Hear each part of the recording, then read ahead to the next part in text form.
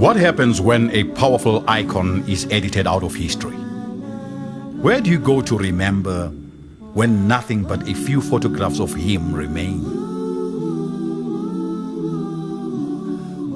This film is about the search for a voice. The voice of a man many viewed as a father of Pan-Africanism. His name is Mangaliso Robert Sobukwe. His words are rarely captured for posterity. His voice deliberately silenced. Even now, we are shielded from his thoughts and bold philosophy. Today, no film footage or recording of his voice exists.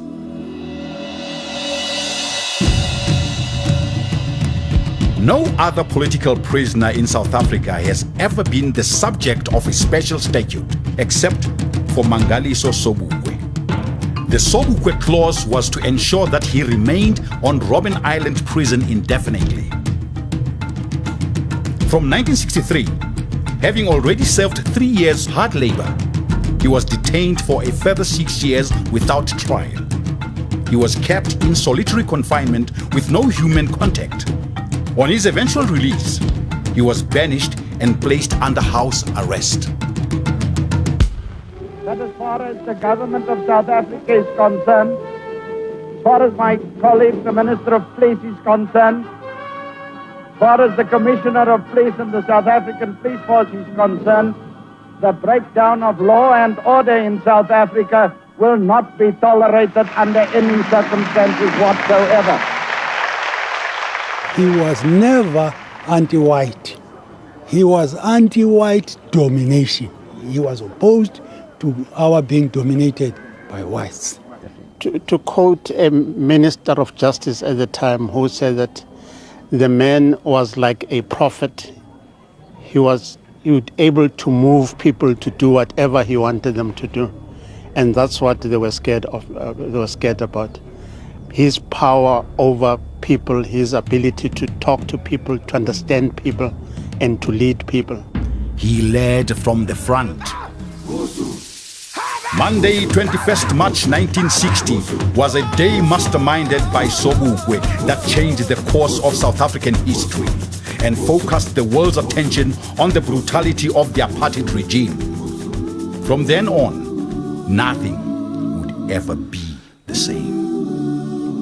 Sobukwe's incredible ability to touch the hearts and minds of the oppressed and give voice to their suffering saw him mobilize thousands of South Africans who were prepared to lay down their lives for the cause under his leadership. The way he enunciated our political struggle was in a way that, no other leader had done before him.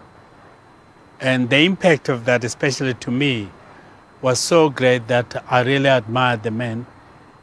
I admired him then and now.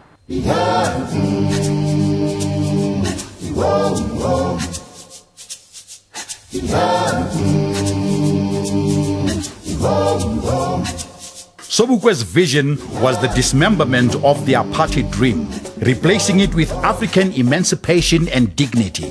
Sobukwe broke away from the dominant political movements of the day to found the defiantly Pan-Africanist Congress. For generations to follow, his ideas found expression through successive waves of resistance that would bring the regime to its knees.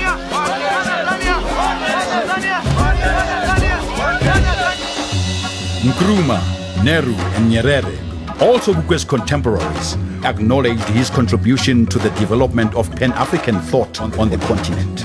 Yet, Mangaliso Robert Sobukwe's name does not appear on the roll call of world leaders. Still, there are more questions than answers.